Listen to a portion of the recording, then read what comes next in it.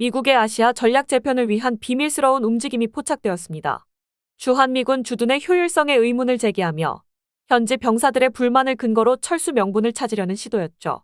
이를 위해 한 인물이 직접 한국으로 향했지만 그곳에서 마주한 것은 모든 예상을 뒤엎는 충격적인 진실이었습니다. 냉철한 분석을 위해 떠난 여정은 예상치 못한 방향으로 흘러가기 시작합니다.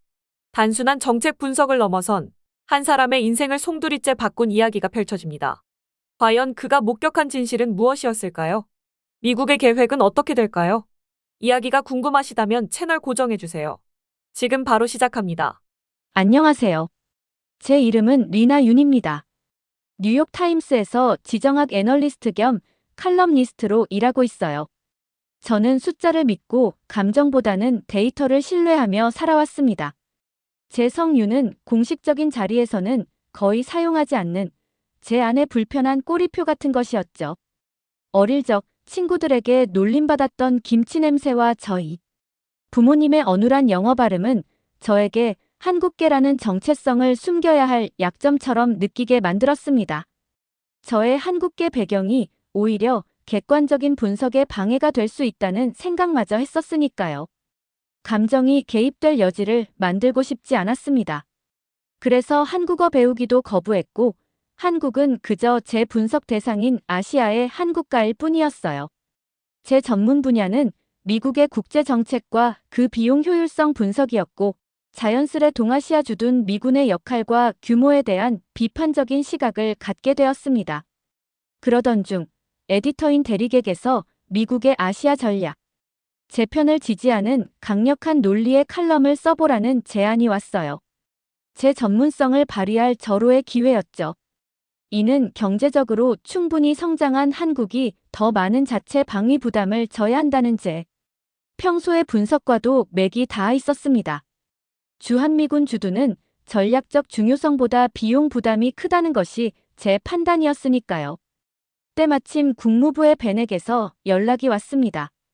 내부적으로 아시아 주둔 미군 재배치 논의가 급물살을 타고 있으며 특히 한국 근무 미군들의 사기 저하와 전역 신청률 증가가 중요한 근거로 활용되고 있다는 비공식 정보였어요. 벤은 결정적인 사례로 공군 기술 하사 제이라는 인물을 언급했죠. 복무 내내 불만이 많았고 최근 전역을 신청한 그가 한국 생활의 어려움을 토로하며 정책 변화의 필요성을 역설할 완벽한 인터뷰 대상이라는 것이었습니다. 그가 바로 한국에 파견된 미군들이 겪는 고립감과 문화적 부적응의 구체적인 증거라고 생각했습니다.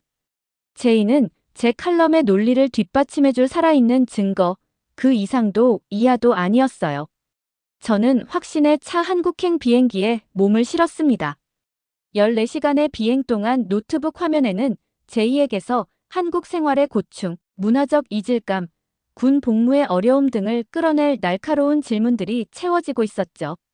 그의 불만을 어떻게 미국의 전략적 이익과 연결, 지어 설득력 있는 칼럼으로 완성할지 차가운 분석가의 머리는 쉴 새 없이 돌아갔습니다. 제 마음속에는 한국이라는 땅과 그곳 사람들에 대한 오래된 편견, 그리고 제 분석의 정당성에 대한 확신만이 존재했어요. 제2의 경험은 미국의 정책 변화를 뒷받침하는 중요한 근거가 될 것이라고 굳게 믿었습니다. 인천공항의 소란스러움을 뒤로하고 김포행 국내선, 그리고 다시 경북의 작은 도시로 향하는 열차에 몸을 실었어요. 차창 밖으로 빠르게 스쳐 지나가는 한국의 가을. 들판은 어릴 적 저희 부모님 사진 속에서 보았던 풍경과 닮아 있었지만 솔직히 감상에 젖을 여유는 없었습니다. 오직 인터뷰 목표에만 집중하려 애썼죠. 제 칼럼을 뒷받침해줄 결정적 증언을 확보하는 것, 그것만이 중요했습니다. 낯선 이름의 작은 기차역에 내려 약속 장소인 카페로 향하는 길, 현대식 건물과 오래된 상점들이 뒤섞인 풍경 속에서 이방인인 저를 흘깃거리는 시선들이 느껴졌지만 익숙한 듯 무시했습니다. 늘 그랬듯 저는 제 일에만 집중하면 되는 거니까요. 카페 창가에 자리를 잡고 노트북을 펼치자마자 문이 열리며 한 남자가 들어섰습니다. 제이였죠. 그런데 군복이 아닌 평범한 청바지와 티셔츠 차림이었고 무엇보다 제 예상과 완전히 다른 밝고 건강한 미소를 얼굴 가득 담고 있었어요. 군 생활에 찌들고 불만 가득한 모습은 어디에도 없었습니다. 그는 제 이름을 확인하고는 아주 자연스럽게 다가와 앉았고 저는 짧게 고개를 끄덕이며 최대한 프로페셔널한 미소를 지어 보였어요. 미리 준비한 질문 목록에 따라 곧바로 인터뷰를 시작했습니다. 한국에서의 생활 중 가장 힘든 점이 무엇이었는지 단도직 입적으로 물었죠. 하지만 그는 제 예상을 비웃기라도 하듯 환하게 웃으며 딱히 힘든 점은 없었고 오히려 정말 즐거웠다는 반응을 보였습니다. 제 질문지가 순식간에 휴지 조각이 되는 순간이었죠. 당황스러움을 감추고 그렇다면 왜 전역을 신청했는지 핵심 질문을 던졌습니다. 그의 설명은 제 머릿속을 하얗게 만들었어요. 미국으로 돌아가기 위해서가 아니라 오히려 이곳 한국에 계속 남기 위해 전역을 신청했다는 믿기 어려운 내용이었습니다. 군인 신분으로는 체류 기간에 제한이 있으니 민간인 신분으로 이곳에 뿌리내리고 싶다는 그의 의지에 저는 잠시 할 말을 잃었죠. 제 칼럼 전체를 지탱하던 가장 강력한 근거가 바로 제 눈앞에서 완전히 부정당한 것입니다. 혼란스러운 마음을 다잡으려 애쓰며 노트북을 덮었습니다. 철수론의 완벽한 사례라 믿었던 인물이 정반대의 이야기를 하고 있었으니까요. 잠시 후 애써 냉정을 되찾은 분석가의 목소리로 다시 물었습니다. 도대체 무엇이 그를 이곳에 머물게 하는지 그 이유를 알고 싶다고요. 그러자 제이는 말보다는 직접 보여주는 것이 좋겠다며 잠시 시간을 내어 자신을 따라 나서 줄 수 있는지 제안했습니다. 그의 눈빛에는 거짓 없는 진심과 어떤 확신 같은 것이 담겨 있었어요. 저의 계획은 완전히 어그러졌지만 동시에 알 수 없는 호기심이 생겨나는 것을 느꼈습니다. 결국 저는 제이를 따라 나섰습니다. 숙소에 간단히 짐을 풀고 그의 차에 올랐죠.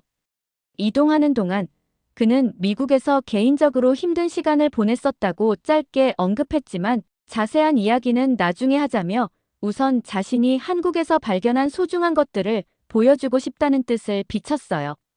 차는 오래된 기와 담장과 깔끔한 현대식 주택이 공존하는 조용한 마을로 접어들었습니다.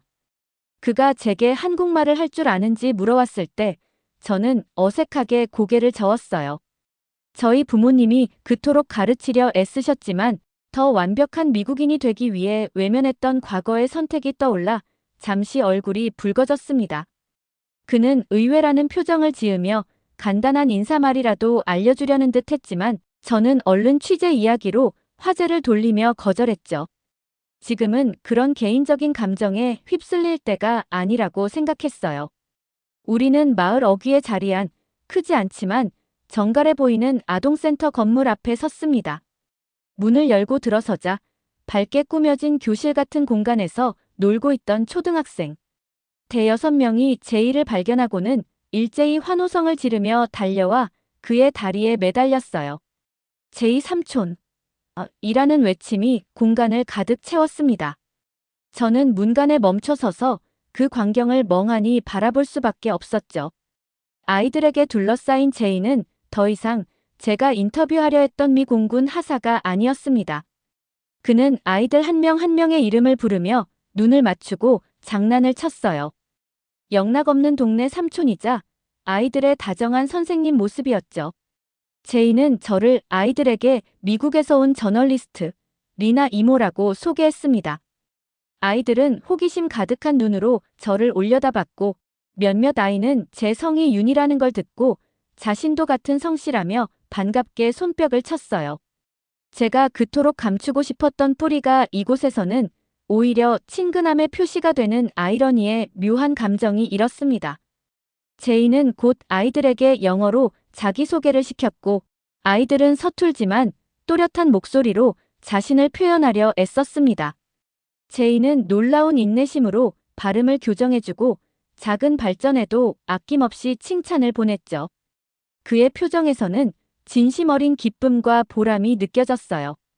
수업이 끝나자 아이들은 가방에서 각자 싸온 간식 과자, 과일, 작은 김밥 같은 것들을 꺼내 아주 자연스럽게 나누기 시작했고 한 아이가 수줍게 제게도 귤 하나를 건넸습니다. 제이는 이곳의 자연스러운 나눔 문화에 대해 설명하며 처음에는 어색했지만 이제는 이런 점이 너무 좋다는 마음을 표현했어요. 그는 2년 전부터 이곳에서 영어 봉사를 시작했고 이제는 일주일에 2번 아이들을 만나는 시간이 가장 기다려진다고 했습니다. 단순한 봉사를 넘어 아이들과 깊은 유대감을 형성했고 이 아이들이 그가 한국에 남으려는 가장 큰 이유 중 하나임을 저는 직감했죠. 아이들이 집으로 돌아갈 시간, 한 남자아이가 제이에게 다음 주에도 꼭 올 거냐고 몇 번이나 되묻는 모습에서 그들의 관계가 얼마나 깊은지 알 수 있었습니다. 아동센터를 나서며 저는 제가 계획했던 칼럼과는 전혀 다른, 예상치 못한 인간적인 이야기가 제 눈앞에 펼쳐지고 있음을 인정할 수밖에 없었어요. 제이의 이야기는 단순한 불만이나 부적응과는 거리가 멀었습니다. 오히려 이곳에서 새로운 삶의 의미를 찾은 듯 보였죠. 아동센터를 나와 제이와 함께해 진령 마을길을 걸었어요. 황금빛으로 물든 논과 나지막한 산 아래 자리 잡은 집들이 어우러진 풍경은 놀랍도록 평화로웠습니다. 옆으로는 작은 실개천이 졸졸 흐르고 있었죠. 제이는 이곳에서 처음으로 계급이나 군번 대신 제이라는 이름으로 불렸을 때 느꼈던 감동을 이야기했어요. 그 사소해 보이는 경험이 자신에게 얼마나 큰 의미였는지 담담하게 털어놓았습니다. 처음 업무 때문에 우연히 이 마을을 방문했다가 아이들의 웃음소리와 고즈넉한 풍경에 마음을 빼앗겼고 그것이 자신을 올가매던 어둠 속에서 벗어나는 치유의 시작점이었다는 그의 말에 귀 기울였어요. 우리는 마을 어귀, 오래된 한옥을 개조한 듯한 작은 분식집으로 들어섰습니다. 주인 할머니는 제이를 보자마자 마치 오랜만에 온 아들을 맞듯 반갑게 웃으며 맞이했고 아주 자연스럽게 떡볶이와 김밥, 따뜻한 어묵 국물을 내오셨죠. 제이의 취향을 정확히 알고 계신 듯 했어요. 할머니는 제게도 한국말로 다정하게 인사를 건네셨고 저는 어색하게 고개를 숙였습니다. 제이는 자신도 처음엔 모든 것이 낯설고 불편했지만 이제는 이곳이 제이의 고향처럼 느껴진다고 말했어요. 그리고 그는 처음으로 자신이 미국에서 겪었던 깊은 우울증과 싸워야 했던 시간을 조심스럽게 고백했습니다. 군 조직 내에서의 보이지 않는 차별과 압박감, 깊은 외로움과 사회적 고립감이 그를 무너뜨렸고 한국 발령은 사실상 도피처나 마찬가지였다는 설명이었죠. 한국에서의 초기 생활 역시 언어와 문화의 장벽 앞에서 순탄치 않았지만 바로 이 작은 마을에서 예상치 못한 공동체의 힘을 발견했다고 했습니다. 피부색이나 국적을 묻지 않고 자신을 있는 그대로 받아주고 스스럼 없이 다가와 말을 걸고 음식을 나눠주는 마을 사람들 덕분에 그는 항우울제 없이도 다시 웃음을 찾고 삶의 의미를 발견할 수 있었다는 그의 경험담은 제 예상을 완전히 벗어나는 것이었어요. 이것이 그가 군복을 벗고 한국에 남으려는 결정적인 이유였습니다. 민간인 신분으로 이곳에 정착해 영어를 가르치거나 다른 일을 하며 평범하게 살아가고 싶다는 그의 소박한 꿈 앞에서 저는 더 이상 준비된 질문을 던질 수 없었습니다. 해가 완전히 지자 제이는 이 분식집이 자신의 두 번째 집 같은 곳이라며 힘들 때마다 이곳에 와서 할머니가 끓여주는 어묵 국물에 위로를 받았다고 덧붙였어요. 잠시 후 아동센터에서 만났던 아이들. 몇몇이 가게로 들어와 익숙하게 한쪽 테이블에 자리를 잡고 숙제를 펼쳤습니다. 주인 할머니가 아이들에게 간식을 챙겨주고 때로는 문제 풀이를 도와주는 모습은 제게 또 다른 작은 충격이었죠. 제이 역시 아이들 옆에 앉아 자연스럽게 숙제를 도와주며 그들의 이름뿐 아니라 성격과 좋아하는 것까지 속속들이 알고 있는 듯 보였습니다. 분식집 할머니는 제이가 처음 왔을 때 얼마나 말수가 없고 표정이 어두웠는지 하지만 시간이 지나며 마을 사람들과 어울리고 서툰 한국어로 소통하려 애쓰면서 어떻게 밝게 변해갔는지 과거를 회상하듯 이야기해 주셨어요. 멀리 유학 간 아들 생각이 나서 더 마음이 쓰였다는 할머니의 모습에서는 계산 없는 따뜻한 정이 느껴졌습니다. 식사 후 아이들과 함께 즉석에서 꼬마 김밥을 만드는 시간이 벌어졌고 저도 어색하게나마 참여했어요. 모양은 엉망이었지만 모두가 웃으며 괜찮다고 격려해 주었죠. 그 순간 저는 미국인 제이는 한국 문화 속에 자연스럽게 녹아든 반면 한국계인 저는 여전히 겉도는 이방인처럼 느껴지는 아이러니를 다시 한번 실감했습니다. 제이는 나지막이 이곳에서 다시 웃는 법을 배웠다는 속마음을 내비쳤고 그 말의 무게 앞에 저는 침묵했어요. 제 머릿속은 점점 더 복잡해져 갔습니다. 제이와 헤어져 숙소로 돌아가는 밤길, 머릿속은 뒤엉킨 생각들로 터질 것 같았어요. 제가 써야 할 칼럼의 냉철한 논리와 방금, 목격한 따뜻한 현실 사이의 거대한 간극 앞에서 방향을 잃은 기분이었습니다. 데릭과 벤은 미국의 전략적 이익을 대변하는 그를 기대하고 있을 텐데 제이의 이야기는 그들의 기대와는 정반대였죠. 이 모순을 어떻게 풀어내야 할지, 아니 풀어낼 수나 있을지 막막했습니다. 호텔로 바로 들어갈 마음이 생기지 않아 밤거리를 정처 없이 걸었어요. 그러다 골목 어귀에서 김이 모락모락 피어오르는 작은 국밥집을 발견했습니다. 허름하지만 왠지 모르게 따뜻한 불빛에 이끌려 문을 열고 들어섰죠. 주인으로 보이는 아주머니가 무언가 물어오셨지만 알아들을 수가 없어 순간 당황했습니다. 저는 영어로 그냥 따뜻한 국밥 한 그릇을 달라고 어색하게 말할 수밖에 없었어요. 아주머니는 잠시 놀란 표정을 지으시는 듯했지만 이내 인자하게 웃으며 고개를 끄덕이시더니 잠시 후 뜨끈한 돼지국밥 한 그릇과 소박하지만 정갈해 보이는 반찬 몇 가지를 제 앞에 놓아주셨습니다.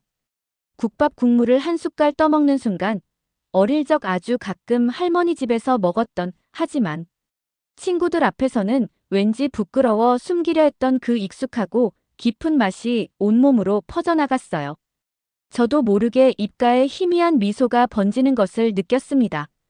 잊고 지냈던, 아니 애써 외면했던 맛과 기억들이 제 안에 단단했던 벽을 조금씩 허물어뜨리는 것 같았죠. 작은 식당 안은 퇴근길의 직장인들, 동네 주민들로 보이는 이들로 북적였지만 누구도 저를 유별나게 쳐다보지 않았습니다.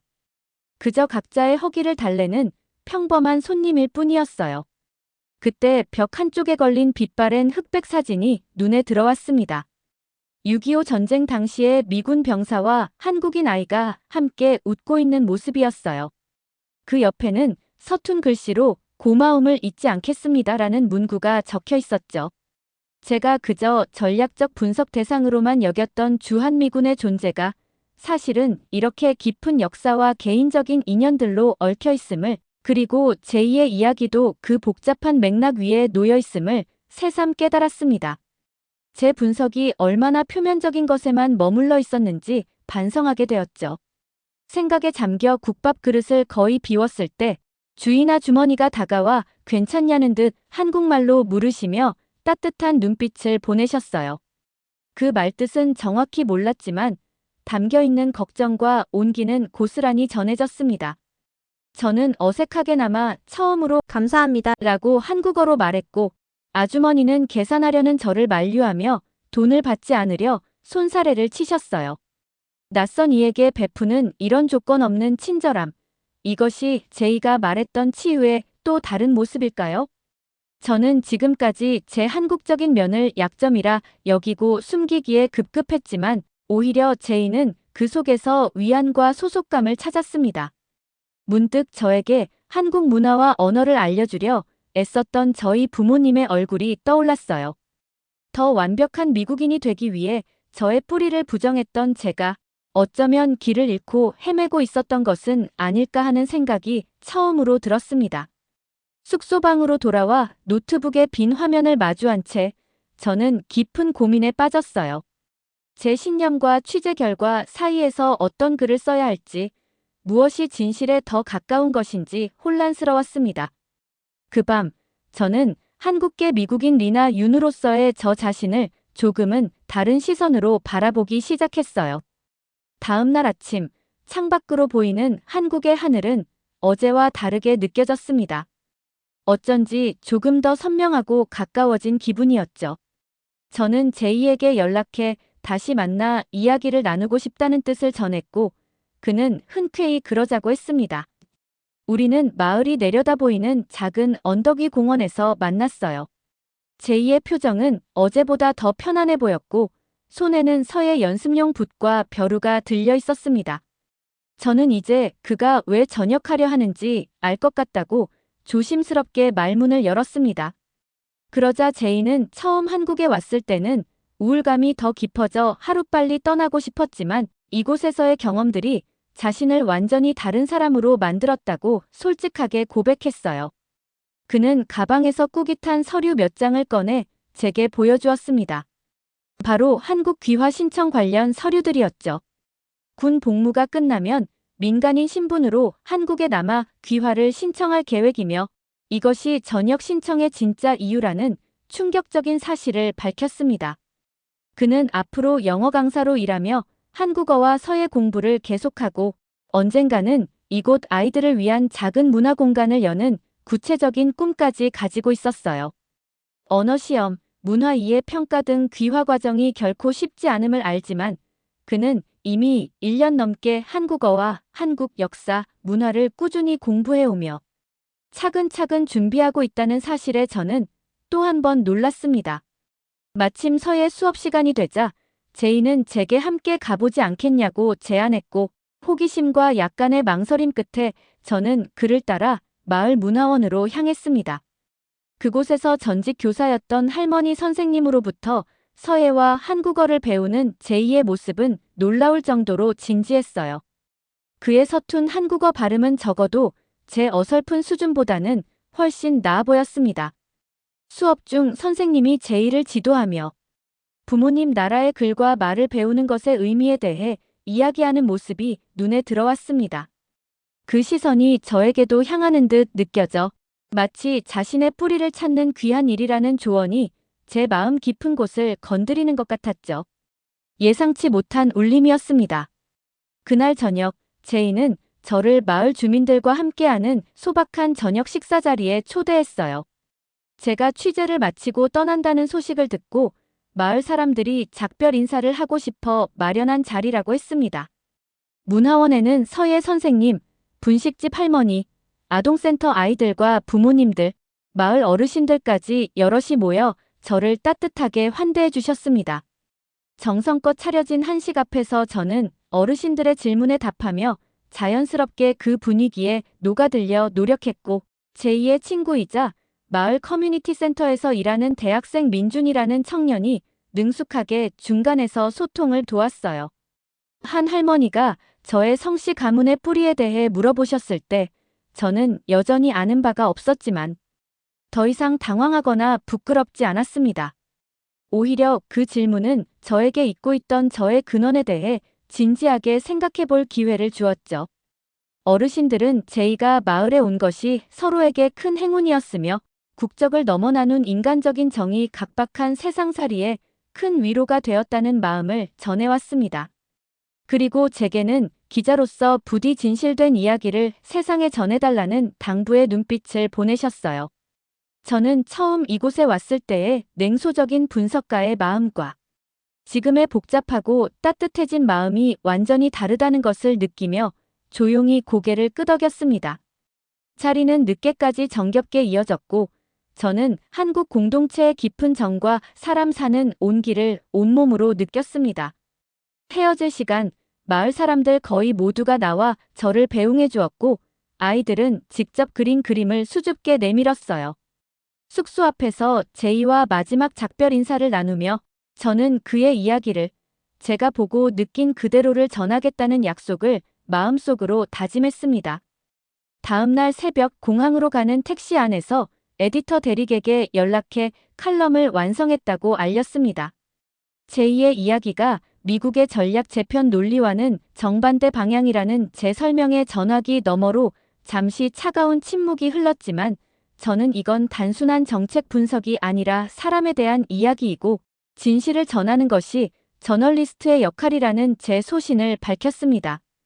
결국 대릭은 일단 기사를 받아 검토 후 결정하겠지만 그 결과에 대한 책임은 제가 져야 할 것이라는 경고성 메시지를 남겼죠. 뉴욕으로 돌아와 제 이름으로 온라인에 게재된 칼럼을 확인했습니다. 댓글 창은 뜨거웠어요. 제2의 이야기에 감동하고 공감하는 반응이 줄을 이루었습니다. 물론 기존의 제 분석을 지지했던 이들의 당혹감과 비판도 있었지만 국경을 넘은 인간적인 유대와 치유의 이야기가 더 큰 울림을 주는 듯했죠. 다음 날 출근한 저에게 대릭은 예상외로 독자 반응이 폭발적이라며 후속 기사를 제안하는 듯한 뉘앙스를 풍겼습니다. 저는 더 깊이 한국을 경험하고 이번에는 외면했던 저희 부모님의 고향도 찾아볼 계획을 세우며 새로운 여정을 예감했어요. 제 시선은 이제 더 이상 과거의 편견에 갇혀 있지 않았습니다. 한국이라는 땅이 품은 따뜻함과 가능성, 그리고 저 자신의 뿌리를 향해 새롭게 열리고 있었으니까요. 여러분, 오늘 우리는 차가운 분석가의 시선으로 한국을 찾았던 리나 씨가 제이라는 한미군 병사의 예상치 못한 따뜻한 사연을 통해 마음의 벽을 허물고 자신의 뿌리까지 돌아보게 되는 감동적인 여정을 함께 지켜봤어요. 상처를 안고 한국에 왔던 제이 씨가 작은 마을 공동체의 진심 어린 환대와 아이들과의 교감 속에서 깊은 위로와 삶의 의미를 되찾고 결국 한국에 남기로 결심하는 모습은 정말이지 깊은 울림을 주었습니다. 저 역시 이 이야기를 전해드리면서 낯선 이를 가족처럼 품어주는 따뜻한 정과 사람 사이의 진정한 연결이란 무엇일까 다시금 생각해보게 되어 마음이 참 뭉클해졌어요. 함께 이 감동을 느껴주신 시청자 여러분께 진심으로 감사드립니다. 오늘 이야기가 여러분의 마음에도 작은 온기를 더했다면 좋아요와 구독으로 저희 채널에 따뜻한 응원을 보내주세요. 알림 설정까지 해주신다면 다음 영상 제작에 정말 큰 힘이 될 거예요. 다음에도 더 깊고 따뜻한 이야기로 찾아뵐게요. 고맙습니다.